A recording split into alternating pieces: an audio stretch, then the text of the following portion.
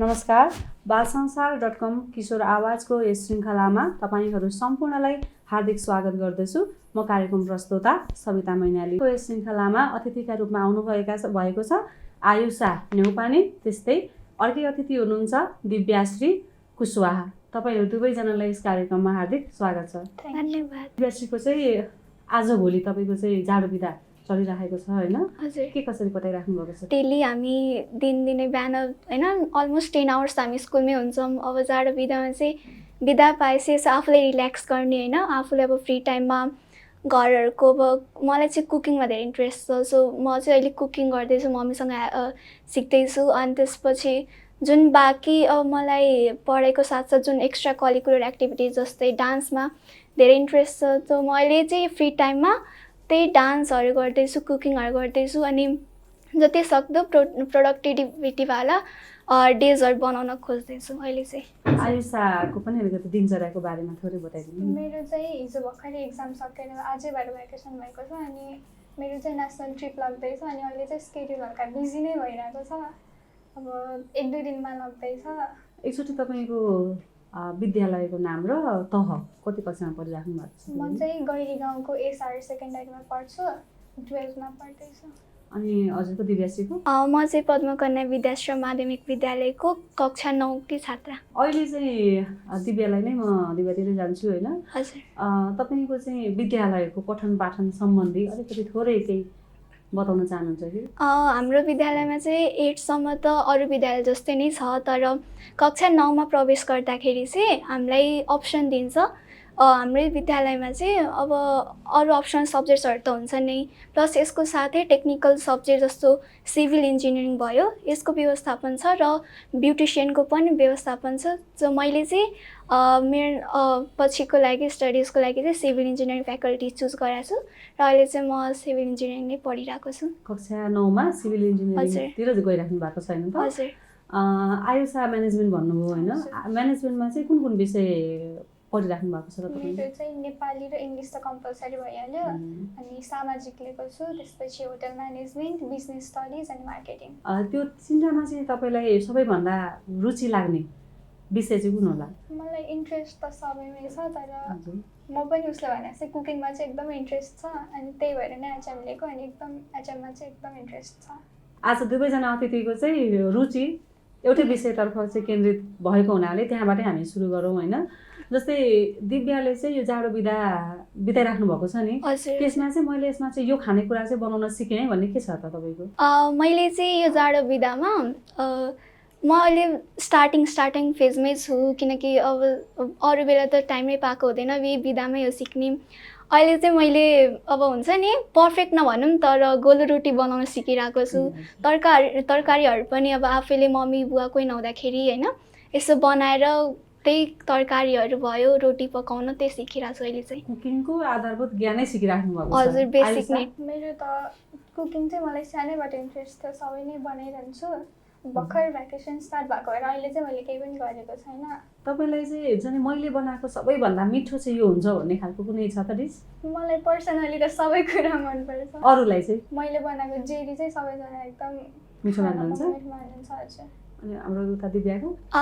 मैले अहिलेसम्म त त्यही अब बेसिकबाट स्टार्टिङबाटै ट्राई गर्दाखेरि घरमा त्यही तरकारीहरू पकाउँदा मम्मी बुवालाई मिठो छ भन्नुहुन्छ अनि त्यही हो। यो मिठो छ भनिसकेपछि आफूलाई अब पकाउनतिर जागर पनि चल्ने हैन त? आफूले अझ इन्ट्रेस्ट लाग्छ अनि आफू अझ राम्रो गर्छु भन्ने चाहना हुन्छ नि। आयुषालाई नै एउटा सोध्न चाहे मैले, कोही पनि किचनमा नआइकन अथवा घरमा कोही नभएको मौका छोपेर कुनै चिजहरू चाहिँ पकाउनु भएको त्यस्तो केही छ सम्झना? त्यस्तो त्यो फोर गर्छ त्यस्तो भनेर त्यस्तो गर्ने चाहिँ केही पनि गर्दैन। एकदमै मलाई चाहिँ जे गर्छु त्यसमा धेरै सपोर्ट गर्नुहुन्छ फ्यामिलीले चाहिँ। घरमा नभएको बेला अब कहिलेकाहीँ सरप्राइज दिन्छु मामुलाई भनेर चाहिँ बनाइरहेको हुन्छु, त्यस्तो नगर भन्ने त्यस्तो चाहिँ केही पनि छैन। अब हाम्रो यो कुकिङदेखि अलिकति जाउँ, जस्तो आयुषाको त एचएम पनि भन्नुभयो हैन? विशेष गरी तपाईले चाहिँ अहिले प्र्याक्टिकली नै एउटा होटलहरुमा चाहिँ गएर कलेजबाटै त्यो प्र्याक्टिकल गर्नु भएको छ कि छैन त? गरेको छ। त्यसमा चाहिँ के गर्नुहुन्छ त प्र्याक्टिकलका रूपमा? त्यसमा चाहिँ अब त्यो सबै कुकिङको मात्र नभएर चाहिँ अहिले +2 मा चाहिँ सबै कुरा सिक्नुपर्छ अनि अब कुकिङमै इन्ट्रेस्ट भएको भएर चाहिँ कुकिङमा मैले 2टा टाइपको मेन्यु हुन्छ भनेर पनि थाहा पाएँ। एउटा चाहिँ आला कार्ट भन्ने हुँदो रहेछ, जे पनि चुज गर्न मिल्ने। अर्को चाहिँ ताब्लेटी हट भन्ने हुँदो रहेछ, अनि त्यसमा चाहिँ मैले 4 कोर्स मेन्यु बनाएको थिएँ। ए अनि यता अलिकति दिव्याले जुन सिभिल इन्जिनियरिङ भन्नुभयो यो चाहिँ मैले अनौठो लागिरहेको छ क्या, अहिले सोध्छु भनेर बसिरहेको थिएँ। किनभने 9, 10 अनि साइन्स लिइसके पछाडि चाहिँ बल्ल चाहिँ ब्याचलरमा चाहिँ सिभिल इन्जिनियरिङ भन्ने सुनेको थिएँ मैले। तपाईँले चाहिँ 9बाटै सिभिल इन्जिनियरिङ भन्नुभयो, यो चाहिँ कस्तो खालको विषय हो? एकचोटि तपाईँले कति प्रश्न पारिदिनु न। अहिले चाहिँ 9 क्लासमा कस्तो छ भन्दाखेरि तपाईँले भन्नुभयो नि अब एसएलसी सक्यो अनि त्यसपछि ब्याचलरमा गएर पढ्नु पर्थ्यो। तर अहिले चाहिँ हाम्रो लागि कस्तो सजिलो बनाइदिनु भएको छ भने जसलाई सिभिल इन्जिनियरिङमा इन्ट्रेस्ट छ उहाँहरूले चाहिँ के गर्न सकिन्छ भन्दाखेरि चाहिँ क्लास 8 पछि एक्जाम इन्ट्रान्स एक्जाम दिएर सिभिल इन्जिनियरिङतिर जान मिल्छ। अनि सिभिल इन्जिनियरिङमा चाहिँ अहिले चाहिँ हामीलाई जुन बेसिक हुन्छ नि, अब अहिलेदेखि टेक्निकल लाइनमा जाँदाखेरि कस्तो अब स्टुडेन्ट्सहरूले त हार्ड हुन्छ नि त, वर्ड्सहरू भयो, पुरै न्यू वर्ल्ड टाइपकै भयो नि त सिभिल इन्जिनियरिङ हामीलाई। सो त्यसलाई चाहिँ 50% जति 25% जुन सिभिल इन्जिनियरिङको ब्याचलरमा पढाइन्छ तिनीहरू नै हामीलाई इजी वर्ड्सहरूमा सरहरूले आफैले आफै नोट्सहरू बनाएर हामीलाई जसरी इजी हुन्छ बुझ्न त्यसरी पढाउनुहुन्छ। कुन कुन विषय छ त्यसमा सिभिल इन्जिनियरिङ? सिभिल इन्जिनियरिङमा 4 सब्जेक्ट्सहरू छ। फर्स्टमा कन्स्ट्रक्सन एन्ड वर्कसप, सेकेन्डमा water supply and sanitary engineering, थर्डमा ड्रइङ एन्ड कम्प्युटर, अनि अर्को चाहिँ वाटर रिसोर्सेस इन्जिनियरिङ छ। 4वटा। बाँकी अरू विषयहरू? अरू विषयहरू चाहिँ नेपाली, म्याथ, इङ्ग्लिस, साइन्स त कम्पलसरी नै भयो। अर्को हामी सिभिल इन्जिनियरिङको स्टुडेन्ट भएर चाहिँ हामीलाई ओपिटी म्याथ्स चाहिँ अप्सनल म्याथ त्यो चाहिँ कम्पलसरी नै गरिएको छ। अब आयुषालाई चाहिँ जस्तो हाम्रो मार्केटिङ, होटल म्यानेजमेन्ट र अर्को विषय जुन भन्नुभयो बिजनेस स्टडिजमा, तिनटामा चाहिँ अब ब्याचलरबाट चाहिँ म यो एउटा विषयलाई चाहिँ एउटा अप्सनल विषयको रूपमा चाहिँ लिएर अगाडि बढ्छु भन्ने खालको कुनै योजना छ त तपाईँको? मेरो चाहिँ बिएचएममै गर्छु भन्ने सोचिरहेको छु। अब एचएमबाट अगाडि जाँदा चाहिँ तपाईँले जस्तो आफ्नो भविष्यमा चाहिँ एउटा हुन्छ नि एचएमबाट पढ्दै जाँदा म चाहिँ यहाँसम्म पुग्छु है भन्ने खालको चाहिँ एउटा केही छ त? अब सुरुबाटै ठुलो त्यो गर्न त भएन, तर बिस्तारै गर्दै गएर मलाई चाहिँ आफ्नै एउटा 5 स्टार होटल खोल्न मन छ। जस्तै हाम्रो यता दिव्याले चाहिँ अब भर्खर तपाईँ 9मा पढिराख्नु भएको छ होइन? अब 1 वर्ष लगभग 1.5 वर्ष पछाडि त 10 सक्नुहुन्छ तपाईँले, त्यस पछाडि चाहिँ कसरी म चाहिँ अगाडि बढ्छु भनेर एउटा योजना बनाउनु भएको छ? अहिले त फर्स्टमा एसईमा राम्रो मार्क्स ल्याउने त्यही सोचमा छु म। अनि त्यसपछि चाहिँ 11, 12 साइन्स लिएर इन्जिनियरिङतर्फ नै जाने मेरो योजना छ। अनि म चाहिँ सफ्टवेयर इन्जिनियरिङ या फिर सिभिल इन्जिनियरिङ यो दुईटाबाट चाहिँ केही न केही यी दुईटा फिल्डमै गएर केही गर्न सक्छु जस्तो चाहिँ लागिरहेछ। सो मेरो गोल चाहिँ त्यही हो। त्यसको लागि सिभिल इन्जिनियरिङको लागि चाहिँ तपाईँले एसएससी पछाडि चाहिँ यो हाम्रो साइन्स 11, 12 साइन्स पढ्नु जरुरी छ कि छैन यसको लागि? 11, 12मा यस्तो हुन्छ, हाम्रो पद्मकन्या स्कुलमा कस्तो छ भन्दाखेरि हाम्रो स्कुलमै 11, 12 पनि छ। सो हामीलाई सजिलो के भयो भन्दाखेरि 10th हामीले एसई दिइसकेपछि चाहिँ 11, 12 हाम्रै स्कुलमा सिभिल इन्जिनियरिङबाट एडमिसन गर्न मिल्छ, इजिली लिन मिल्छ।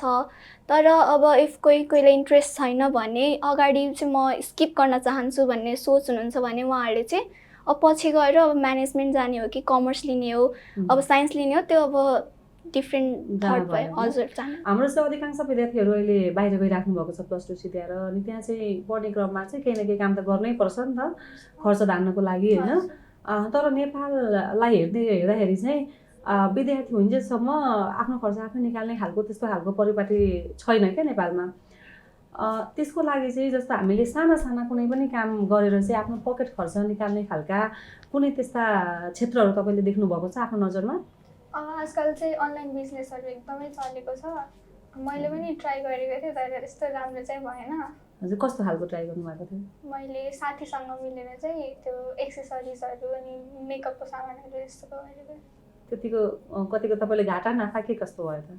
त्यो घाटा पनि भएन, त्यस्तो प्रफिट पनि भएन। अनि मेरो चाहिँ पढाइलाई नै कन्टिन्युटी दिन्छु भनेर अनि पहिले सुरुमै नै गर्दा बित्तिकै नै थोरै लगानीमा पनि विद्यार्थी जीवनमै म चाहिँ आफ्नो पकेट खर्च निकाल्छु है भन्ने खालको केही छ नि त क्षेत्रहरू? त्यस्तो मैले त्यस्तो चाहिँ गरेको छैन अहिलेसम्म।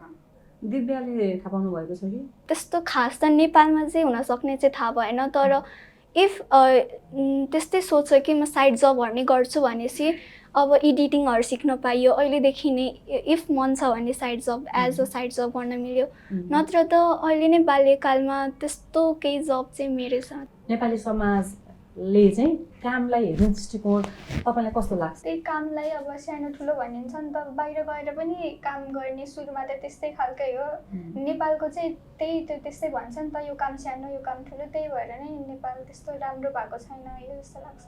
कामलाई चाहिँ तल ठुलो सानो काम गर्यो भनेर हेर्ने त्यस्तो चाहिँ गर्नु हुँदैन हजुर। सुरुमा चाहिँ सानै कामबाट अगाडि गयो भने चाहिँ पछि सक्सेसफुल हुन्छ नि त। तपाईँले आफ्नै विषयबाटै म एउटा भविष्य बनाउँछु भन्ने एउटा कार्यचरको त आयो होइन, त्योदेखि बाहेक अरू केही आफ्नो बारेमा आफ्नो भविष्यका योजनाहरू छन् भने? मैले चाहिँ स्टडी चाहिँ जति हायर लेभल हुन्छ नि त्योसम्म चाहिँ कम्प्लिट गर्छु भनेर बसेको छु, त्यही भएर त्यो साइड बिजनेसहरूको चाहिँ अहिले जस्तो केही पनि सोचेको छैन। म चाहिँ अलिकति कुकिङमै अलिकति स्पेसल भरोसा देखिन चाहन्छु, चिनिन चाहन्छु भन्ने खालको चाहिँ त्यो अभ्यास गरिराख्नु भएको छ कि छैन तपाईँले? गरेको छु हजुर।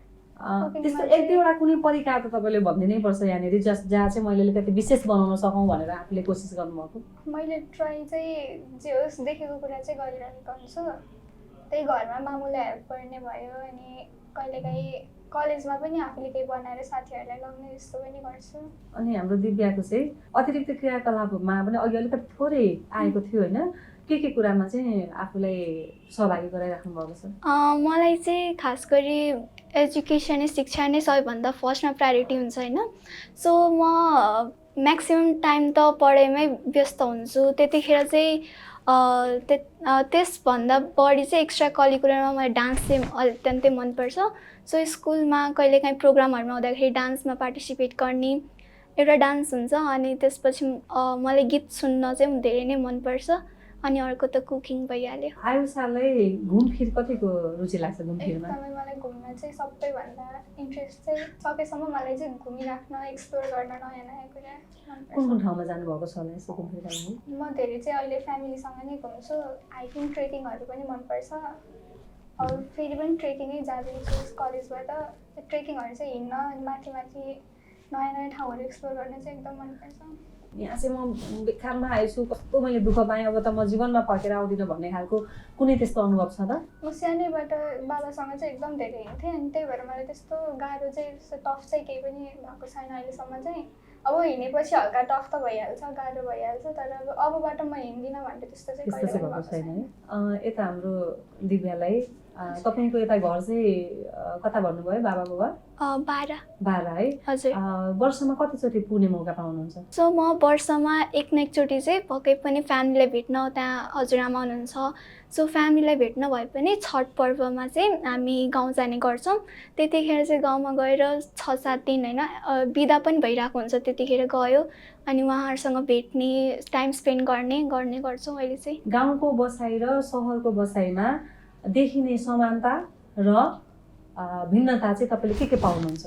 भिन्नताको कुरा गर्ने हो भने त धेरै नै डिफ्रेन्सेस छ होइन, किनकि सहर लाइफ भनेको त प्रपर अब यहाँ पुरा टेक्नोलोजीहरू भयो, फिल्डहरू भयो, के भन्छ रोड्सहरू भयो, धेरै डेभलप भएको छ होइन। अब उतातिर गाउँमा जाने भने त त्यहाँ जति नेचरहरू छ नि यहाँ त्यति छैन।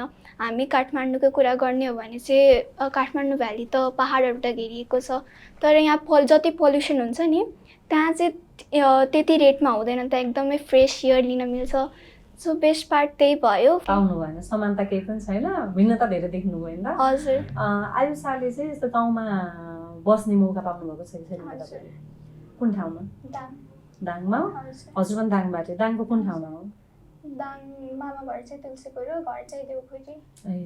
दाङको चाहिँ प्रसिद्ध तीर्थस्थल अथवा पर्यटकीय क्षेत्र कुनै छ नि त दाङमा तपाईँलाई याद भएको?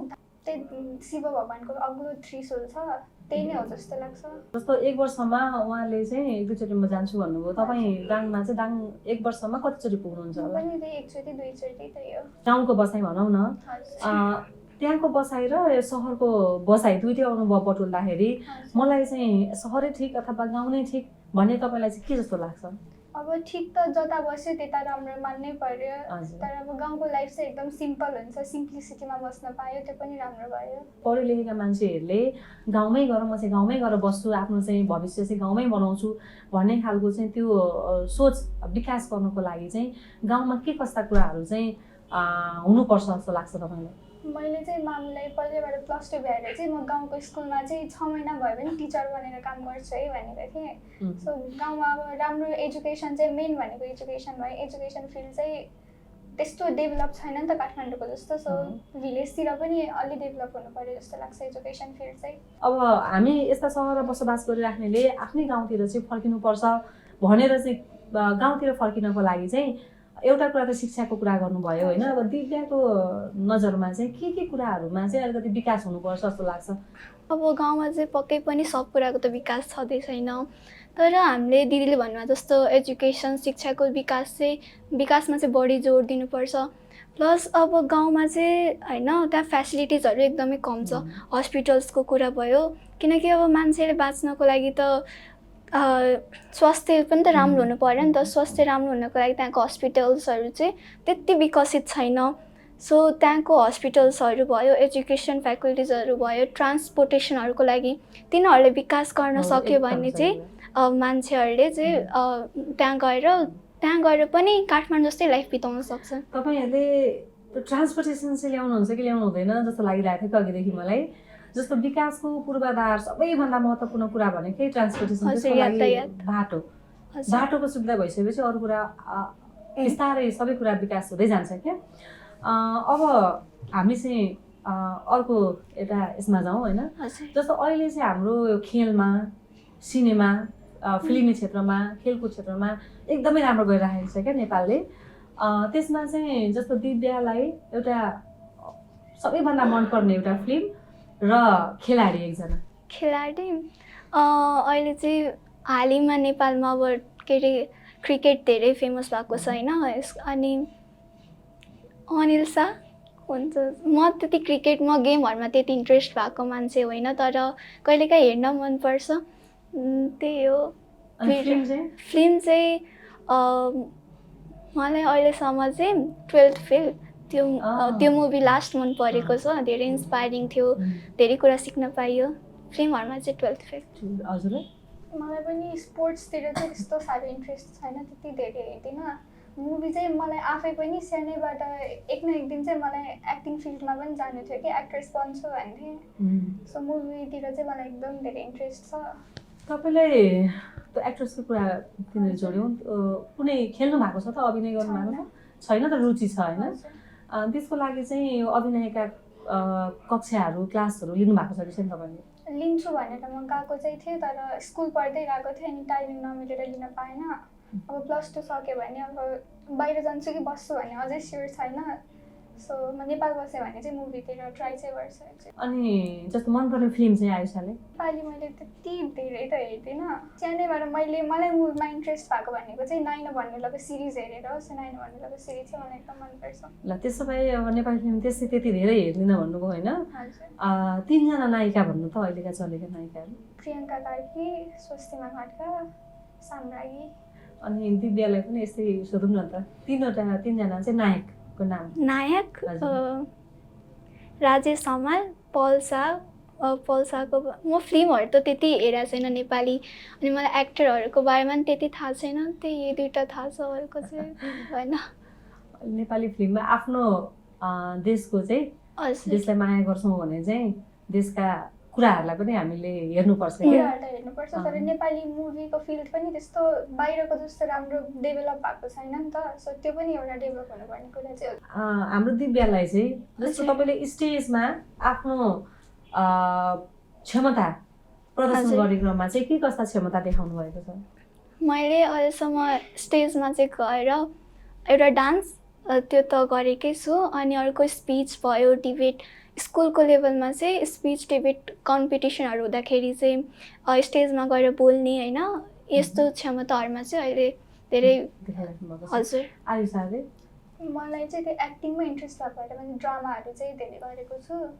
अनि त्यो स्पिच डान्सहरू पनि गरेको छु। अनि मलाई चाहिँ एक्टिङ नभएर मोडलिङमा पनि इन्ट्रेस्ट छ क्या। अनि र्याम्प वकहरू त्यो पनि गरेको छु। र्याम्प वक चाहिँ कलेजमै गर्नुभएको छ कि कुनै एउटा बाहिर पनि बाहिर गर्नुभएको छ? कतिको कठिनाइ भयो जस्तो लागेको छ तपाईँलाई र्याम्प? अब आफूलाई इन्ट्रेस्ट भएको फिल्डमा गर्नुपर्दा चाहिँ त्यस्तो टफ चाहिँ हुँदैन। ठिकै छ। अनि यतातिर हाम्रो दिव्यालाई जस्तो अघि तपाईँको चाहिँ कति बजेदेखि स्कुल लाग्छ होइन, अनि त्यो सबै कुराहरू अलिकति थोरै भनिदिनु न। कति बजे तपाईँ उठेर कति बजे कलेज स्कुल जानुहुन्छ, स्कुलबाट फर्किनुहुन्छ, तपाईँलाई के खाएर फर्किनुहुन्छ, किनभने स्वास्थ्य पनि सँगसँगै आउँछ नि त। अनि शरीर स्वास्थ्य भएपछि नै हामी राम्ररी पढ्ने हो होइन। त्यसको लागि चाहिँ के गरिराख्नु भएको छ, आफ्नो दिनचर्याको बारेमा थोरै अलिकति भनिदिनु। दैनिकी स्कुल खुल्दाखेरि चाहिँ अब बिहान त्यही 6 बजीतिर उठ्ने, 6:30 बजीतिर उठेर अनि 8:40 देखि हाम्रो क्लासेसहरू हुन्छ। अनि त्यही भएर अब घरबाट चाहिँ 8 बजे निक्लेर अनि 8:40 मा स्कुल पुग्ने। त्यसपछि हाम्रो होल डे नै 4:10 सम्म चाहिँ स्कुलमै हुन्छौँ। अनि 4:10 पछि चाहिँ 4:10 पछि चाहिँ हाम्रो कोचिङ क्लासेसहरू हुन्छ। अनि कोचिङ क्लासेस चाहिँ हाम्रो अराउन्ड 6 बजीतिर सकिन्छ। अनि 6 बजेपछि चाहिँ घर आयो अनि त्यति नै हुन्छ। अब स्कुल लाइफमा कस्तो छ भन्दाखेरि खाजा चाहिँ हजुरले भन्नुभयो खाना एकदमै इम्पोर्टेन्ट छ होइन, हेल्थको केयर गर्नुपर्छ। सो हाम्रो स्कुलले चाहिँ अहिले गरेको महानगरपालिकाले चाहिँ व्यवस्थापन गरेको भनेको खाजाको व्यवस्था छ, एकदमै राम्रो लाग्छ मलाई चाहिँ। हाम्रो स्कुलमा चाहिँ 6 दिन चाहिँ अब बच्चाहरूलाई कुन चाहिँ न्युट्रिसन कतिको चाहिन्छ भने त्यसकै आधारमा चाहिँ 6 दिनमा अब फरकको खाजाहरू दिनुहुन्छ। जसले गर्दा अब कोही बच्चाहरू कस्तो हुन्छन् भन्दाखेरि बाहिरबाट जङ्क फुड मात्र खाने, अनि कोही चाहिँ घरबाट नभ्याएर खाजा पनि ल्याउँदैनन् होइन, अनि कोहीसँग पैसा पनि हुँदैन। सो यो सबै समस्याहरूको समाधान त त्यहीबाट खाजा प्रोभाइड गरेर भयो नि त। हजुर, स्कुलले नै प्रोभाइड गरेको छ। अनि त्यही भएर चाहिँ त्यही खाजाको एउटा प्रोभाइड गर्नुको कारणले धेरैलाई हेल्प पनि हुन्छ। अब आफूले हजुर। अनि खाजामा चाहिँ छिटो अब कति समय लिनुहुन्छ तपाईँले, के कस्ता खाजाहरूको चाहिँ व्यवस्था हुन्छ त? चना अन्डा भयो होइन, प्रोटिनको लागि त अन्डा र चना एकदमै राम्रो मानिन्छ। चना अन्डा भयो, कहिलेकाहीँ चाहिँ अब हामीलाई के भन्छ फ्राइड राइस भयो, अनि त्यही अरूहरू जुन चाहिँ न्युट्रियस हुन्छ त्यस्तो पोषणयुक्त खानेकुराहरू चाहिँ स्कुलले नै व्यवस्था गरेको छ। कति राम्रो है, कति सहज हुन्छ नि त्यसले त। बुवा आमालाई पनि आर्थिक रूपमा पनि एउटा धेरै चाहिँ सहयोग गर्छ क्या। अब आयुषालाई तपाईँले चाहिँ आफै त्यो विषय लिएर पढ्दै गर्दा एचएम लिएर चाहिँ पढ्दै गर्दाखेरि चाहिँ जस्तो हामी नेपालीहरूको चाहिँ खानपानमा के कस्ता कुराहरू चाहिँ सुधार गर्नुपर्ने जरुरत रहेछ जस्तो लाग्छ तपाईँलाई नेपालको भान्सा हेर्दा? अब धेरै ओइली फुडहरू खान्छ नि त। अनि अब मैले पढ्ने बेला चाहिँ कन्टिनेन्टल ब्रेकफास्ट, नेपाली ब्रेकफास्ट, सबैको ब्रेकफास्ट मात्रै नभएर फुडहरू सबै हेर्नुपर्छ, सबैको बारेमा पढ्नुपर्छ क्या। अनि अब कन्टिनेन्टल हेरेर नेपाली हेऱ्यो भने चाहिँ एकदमै अनहेल्दी रहेछ भन्ने थाहा हुन्छ कि। कन्टिनेन्टलमा चाहिँ एकदमै सिम्पल खानेकुराहरू, लेस ओइल भएकोहरू, प्रोटिनलाई धेरै फोकस गर्छ। नेपालमा चाहिँ कार्बोहाइड्रेटलाई फोकस गर्छ नि त। सो नेपालमा प्रोटिनलाई पनि फोकस गर्यो भने चाहिँ बेटर हुन्छ होला। जस्तो आयुषालाई चाहिँ हाम्रो नेपालमा औसत रूपमा हेर्दाखेरि चाहिँ सबैभन्दा बढी खाजामा जाने, सबैभन्दा बढी खाजा खाने चाहिँ कुन कुरा चाहिँ बढी खाजाको रूपमा प्रयोग हुन्छ जस्तो लाग्छ तपाईँलाई? चटपटे नै होला। चटपटे भन्नु है। तपाईँहरूको उमेरसम्मको लागि त चटपटे ठिकै हो होइन, तर विशेष गरी भान्सामै पाक्ने क्या। जस्तो बिहानै उठ्न साथ खाजाबाट सुरु हुन्छ नि त भान्सा होइन, त्यसमा चाहिँ सबैभन्दा बढी कुन प्रकार के अरे परिकार चाहिँ खाजाको रूपमा प्रयोग हुन्छ जस्तो लाग्छ क्या तपाईँलाई? रोटीहरू नै हुन्छ होला। अनि नेपालमा त्यस्तो ब्रेकफास्ट भनेर खाने अझै त्यस्तो डेभलप भएको छैन। सो उठेर नर्मली लन्चै गरिरहेको हुन्छ मान्छेहरूले। तपाईँलाई के लाग्छ? दिदीले भन्नुभयो नेपालमा ब्रेकफास्टको त्यति चलन चाहिँ छैन होइन, अनि तर अहिले धेरै घरहरूमा बिहान उठेर चिया खाने त्यो चलन छ नै। त्यही चिया या फिर अब रोटीहरू भयो, बिस्किटहरू खाने गरिन्छ। अनि त्यस नत्र भए त म्याक्सिमम् टाइम त बिहानको सुरुवात नै खानाबाटै हुन्छ। अब अलिकति हामी सेवातिर जाउँ है त, हाम्रो अध्ययनमा पनि गऱ्यौँ, खानपानमा पनि गऱ्यौँ होइन। अनि जस्तो दिव्यालाई तपाईँले अहिलेसम्म कुनै चाहिँ व्यक्तिलाई चाहिँ एउटा आफूले सहयोग गर्नुभएको छ नि त होइन, सहयोग गर्नुभएको नि, ओहो मैले यो आफूले सहयोग गर्दाखेरि आफैलाई नै एउटा सन्तुष्ट हुन्छ कि हाम्रो मन नि त सन्तुष्ट हुन्छ। त्यस्तो कुनै क्षण छ त तपाईँले? गर्न त गराएको छ। अब यस्तो हाम्रो स्कुलमा स्काउट पनि छ कि, अनि स्काउटबाट हामी बाहिर जाँदाखेरि चाहिँ हामी अब कस्तो हुन्छ भन्दाखेरि कहीँ भिडभाड भएको ठाउँमा चाहिँ जो बुढापाकाहरू हुनुहुन्छ होइन, उहाँहरूलाई हिँड्न गाह्रो हुन्छ, उहाँहरूलाई हेल्प गर्ने भयो। अनि धेरै ठाउँमा गएर त्यो अब मन्दिरहरूमा भिड हुने टाइममा चाहिँ त्यहाँ गएर त्यहाँको जुन व्यवस्थापन कमिटी हुन्छ उहाँले हेल्प गर्ने भयो। यस्तरी त हामीले धेरै हेल्प गरेछ। म अरू त त्यस्तो छैन। अनि आयुषाले मैले वृद्धाश्रममा गएको छु। अनि लाइक अब नेपालमा चाहिँ सानो बच्चाहरूलाई पनि माग्न पठाइदिन्छ कि, त्यो चाहिँ मलाई एकदम मन पर्दैन क्या। सो बच्चाहरूलाई चाहिँ एजुकेसन दिने, राम्रो इकोनोमिक फिल्डतिर लग्यो भने चाहिँ यस्तो माग्ने चाहिँ आउँदैन जस्तो लाग्छ। वृद्धाश्रम भन्नुभयो, वृद्धाश्रममा चाहिँ तपाईँले के गर्नुभएको थियो? त्यही मोडलिङबाट चाहिँ म त्यो हेल्प गर्न गएको थिएँ, त्यही ठाउँबाट चाहिँ। अनि नर्मली पनि बाबा मामुसँग पनि बाहिर निस्किने बेला कतै माग्नेहरू आयो भने हेल्प त गर्छु, तर यस्तो माग्ने चाहिँ त्यस्तो बेटर हो जस्तो चाहिँ मलाई लाग्दैन। अनि अब अर्को आफूले गरेको कुरा भयो होइन, तर मानव दिव्यालाई कुनै एउटा परिस्थिति यस्तो आएको थियो जति बेला चाहिँ तपाईँलाई कसैको सहयोगको आवश्यकता महसुस भएको थियो कि मलाई चाहिँ कसैले सहयोग गरे पनि हुन्थ्यो भन्ने खालको चाहिँ आवश्यकता महसुस भएको, र त्यस्तो आवश्यकता महसुस हुँदाखेरि तपाईँलाई कसैले सहयोग गरेको अथवा सहयोग नपाएको कुनै त्यस्तो छ त अनुभव? अहिलेसम्म त त्यस्तो क्षण त आएको छैन होइन, कि आवश्यकतै परेको त्यस्तो चाहिँ अहिले छैन। किनकि अहिले मलाई मेरो मम बाबाले सकेसम्म सपोर्ट गर्नुहुन्छ होइन, हेल्प गर्नुहुन्छ। मलाई नै केही प्रब्लम पऱ्यो भने म फर्स्टमै मम बाबाले गएर भन्छु, मम बाबा मलाई यस्तो भयो उस्तो भयो भनेर। सो अहिलेसम्म त त्यस्तो प्रब्लम त मैले फेस गर्नु परेको छैन, तर पक्कै पनि अब पछि ठुलो हुँदै जाँदाखेरि त यस्तो प्रब्लम्सहरू त आइ नै राख्छ होला सायद। अनि हाम्रो आयुषालाई होइन, अब हाम्रो यता नेपाली समाज अथवा नेपाली भान्सा नै भनौँ न, भान्साबाट कुनै एउटा कुरा चाहिँ हटाइदिनै पर्ने छ, तपाईँले चाहनु भने त्यो कुरा चाहिँ हटाउनुहुन्छ क्या। नेपालका हरेक भान्साबाट त्यो चाहिँ सामान गायब हुन्छ भने जस्तो मानौ न, त्यो काल्पनिक प्रश्न भयो होइन, भने चाहिँ कुन चाहिँ एउटा चिज चाहिँ तपाईँले चाहिँ पुरै नेपालको भान्साबाटै त्यो विस्थापित गरिदिन चाहनुहुन्छ? त्यस्तो सामान त छैन, तर लाइक अब पिरियड भएको बेला किचनमा जानु हुँदैन भन्छ नि, त्यो चाहिँ हटाउन मन लाग्छ। त्यो चाहिँ हाम्रो यता संस्कारतिर गयो भनेपछि हाम्रो यो महिनावारी बार्ने त्यति तपाईँलाई राम्रो लाग्दैन होइन? अब बार्ने आफ्नो ठाउँमा छ, ल भगवान्लाई छुनु हुँदैन भन्छ, इम्प्योर हुन्छ भन्छ, ल छुनु हुँदैन त्यो ठिक छ, तर किचनमै जान नपाउने, छुन नपाउने त्यो चाहिँ मलाई मन पर्दैन। त्यस्तो छैन। यता दिव्याको चाहिँ हाम्रो पारिवारिक वातावरण कस्तो छ? हाम्रो यो महिनावारीमा चाहिँ बार्नुपर्ने छ कि छैन त्यतातिर? अहिले यहाँ चाहिँ अब यहाँ काठमाडौँमा चाहिँ मम्मीले त्यस्तो केही बार्नुपर्ने त्यस्तो केही भन्नुहुन्न, तर गाउँघरमा चाहिँ किचनमा नजाने होइन, मन्दिरहरूमा जानुहुन्न त्यस्तो त धेरैचोटि भएको छ। तर मलाई काहीँ न काहीँ यो किचनमा नजानु अब दुइटैतिर हुन्छ होइन, एउटा डिसएडभान्टेज र एडभान्टेज दुइटै हुन्छ।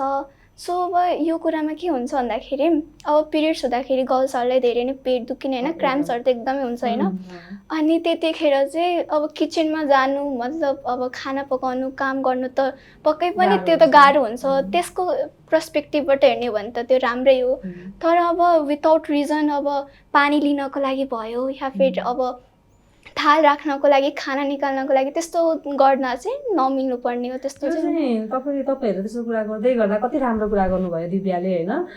यो संस्कृतिको अन्ध अनुकरण भन्छ क्या, अन्ध अनुकरण चाहिँ हाम्रो नेपाली समाजमा व्याप्त छ क्या।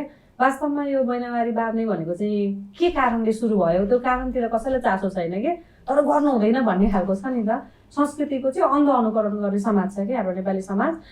यो चाहिँ खासमा यहाँ भान्साबाट सुरु भएको थियो हाम्रो होइन, तर त्यहाँ त्यो प्रथामा गयौँ हामी होइन। मेरो प्रश्न चाहिँ के थियो त भन्दाखेरि भान्साकै हाम्रो चाहिँ सामानमा कुनै एउटा सामान आयुषाले चाहनु भने सबै नेपालबाटै भान्साबाट हट्छ भने चाहिँ कुन चाहिँ एउटा सामान चाहिँ नभए पनि हुन्छ भन्ने खालको कुनै छ त? त्यस्तो केही पनि छैन। हाम्रो दिव्यालाई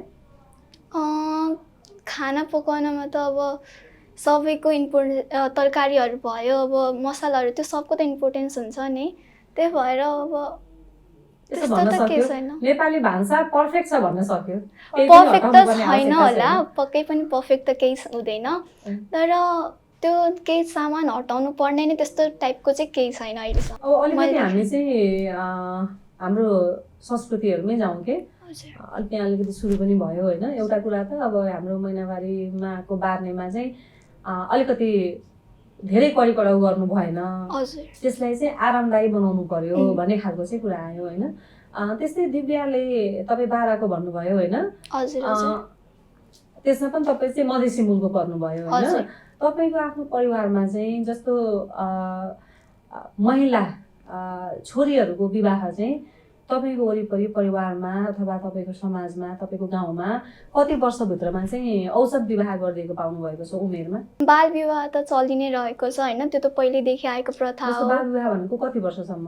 कति वर्षसम्म मैले चाहिँ मेरो म गाउँ त हतपत जाँदिनँ, केही फङ्सनहरू या फिर फेस्टिभल मात्र जाने गर्छु।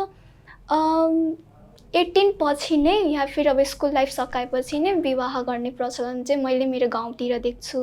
तर अब मैले सुनेअनुसार चाहिँ 18 पछि नै गर्नुभएको छ या फिर स्कुल लाइफ सकेपछि 16 पछि नै गरेको पाएको छु। अब कहिलेकाहीँ हुन्छ नि चोरेर लुकाएर पनि बिहे गरिदिने गरिन्छ, त्यस्तो हो भने चाहिँ थाहा भएन। दिव्याले भनेअनुसारले चाहिँ अलिकति चाँडै विवाह गरिदिने चाहिँ चलन छ भनेर भन्नुभएको छ होइन।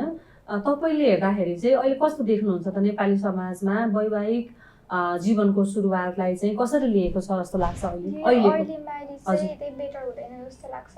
सो अब आफूलाई इन्ट्रेस्ट जति बेला हुन्छ त्यो बेला नै लिगल एज भएपछि नै गर्न दिनुपर्छ जस्तो लाग्छ, फोर्सफुली चाहिँ दिनु हुँदैन भएन है। अब हाम्रो यतातिर दिव्यालाई हेर्दाखेरि जब तपाईँले चाहिँ सरकारी स्कुलमा पढिराख्नु भएको छ, तपाईँले सुनेअनुसारले धेरै राम्रो तपाईँलाई सिभिल इन्जिनियरिङमा गरिराख्नु भएको छ, खाजा प्रोभाइड गरिराखेको छ, किताब निःशुल्क हुन्छ, तपाईँको चाहिँ पोसाक निःशुल्क हुन्छ होइन। त्यो सबै कुरा चाहिँ सुविधा दिँदै पनि सरकारी विद्यालयप्रति अभिभावकको वितृष्णा पैदा हुनुको कारण चाहिँ के जस्तो लाग्छ तपाईँलाई? अब यसो फेसिलिटिजहरू हुन्छ होइन, तर स्कुलमा चाहिँ कहिलेकाहीँ के हुन्छ भन्दाखेरि अब टिचरहरूले नै केयरलेस गरिदिनुहुन्छ कि। अब कहिलेकाहीँ कस्तो हुन्छ भन्दाखेरि स्कुलमा चाहिँ अब स्टुडेन्ट्सहरूलाई अब धेरै रेखदेख नगर्ने होइन, फ्रिडम धेरै पाएको जस्तो फिल हुन्छ कि। लाइक अब स्कुलमा कहिलेकाहीँ के हुन्छ भन्दाखेरि पाले दाइ नहुँदाखेरि भागिदिने होइन, अनि त्यसपछि अब स्कुलहरूमा चाहिँ स्टुडेन्ट्सहरूको धेरै ग्याङ फाइट्सहरू हुने, यस्तो कुराहरू चाहिँ धेरै भइरहेको हुन्छ। अब त्यही हो, त्यसैले गर्दा वितृष्णा भएको जस्तो लाग्छ।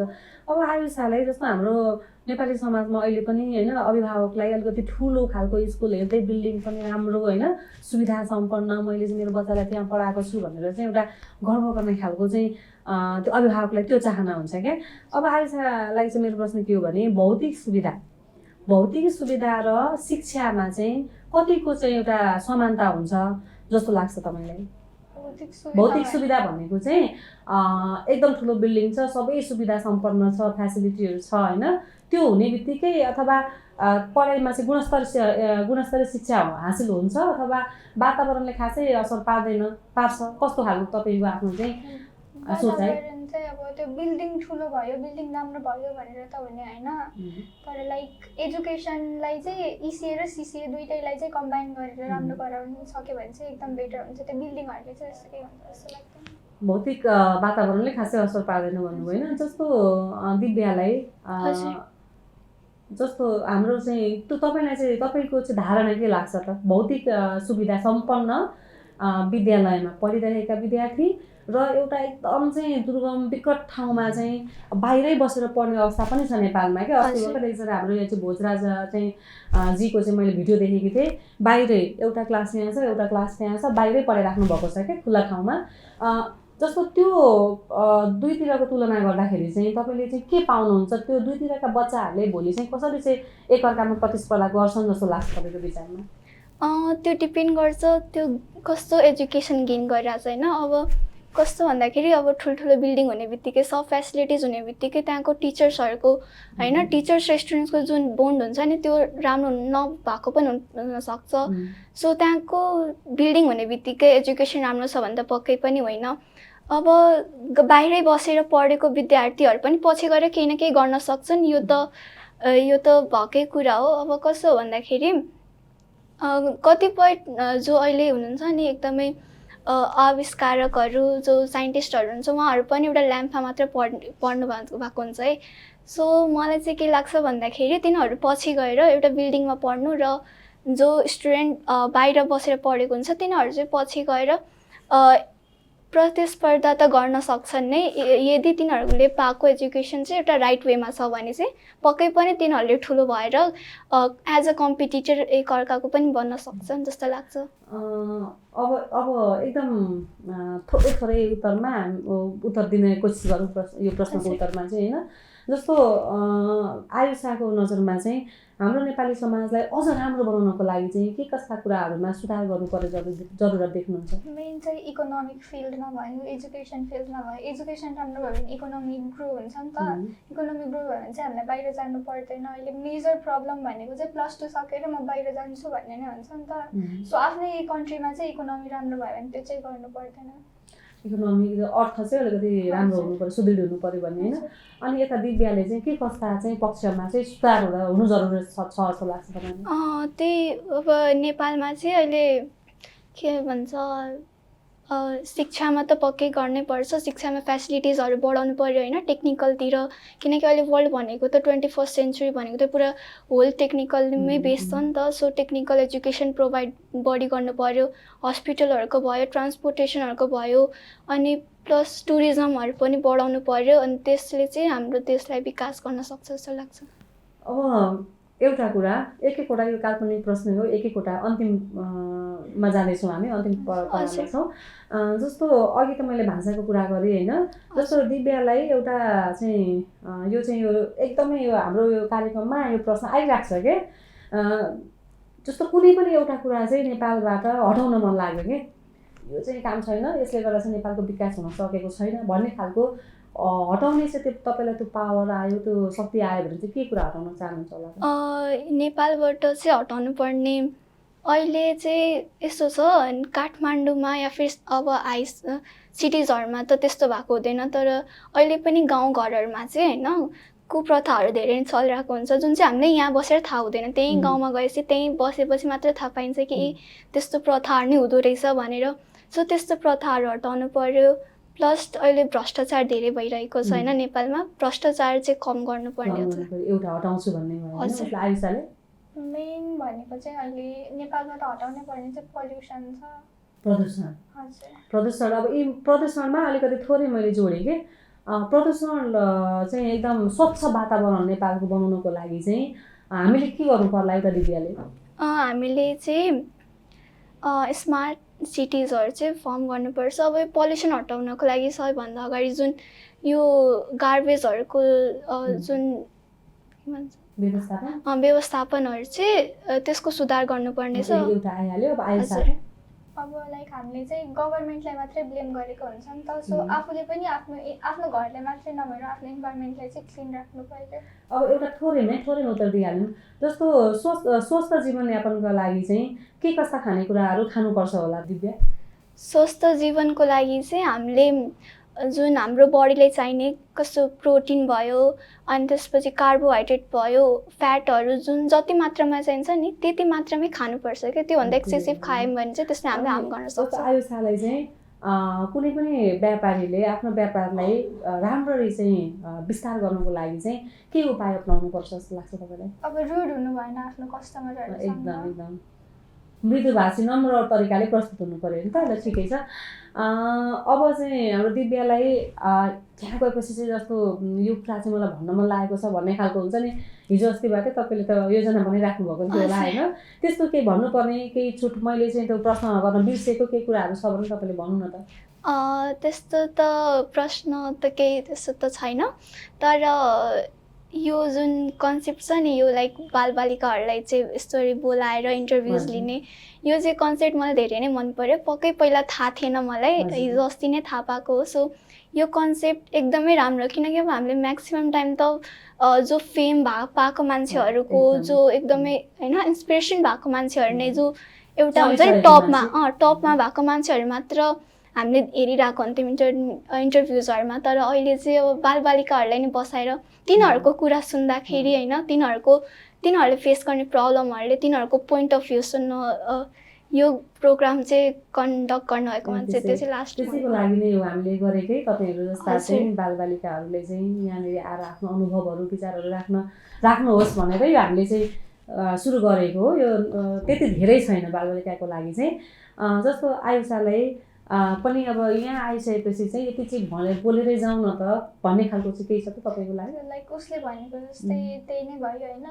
अब युथहरूलाई चाहिँ अहिले मोस्टली चाहिँ टिनेजरहरूलाई नेगेटिभ इन्फ्लुएन्सहरू परिरहेको हुन्छ नि त। सो एज अ टिनेजर चाहिँ अर्को टिनेजरले कुराहरू बुझ्यो भने एकदम त्यो टिनेजरको कुराहरू थाहा पायो भने त्यो राम्रो हुन्छ, तिनीहरूलाई मोटिभेसन मिल्छ जस्तो लाग्छ। यसको लागि चाहिँ टिनेजर्सको कुराहरू पनि ल्याउनु पर्यो क्या, ताकि अभिभावक र एउटा बच्चाहरू बिचको चाहिँ एउटा हुन्छ नि बिचको दूरी चाहिँ कम होस् भन्ने खालको कुरा आयो होइन।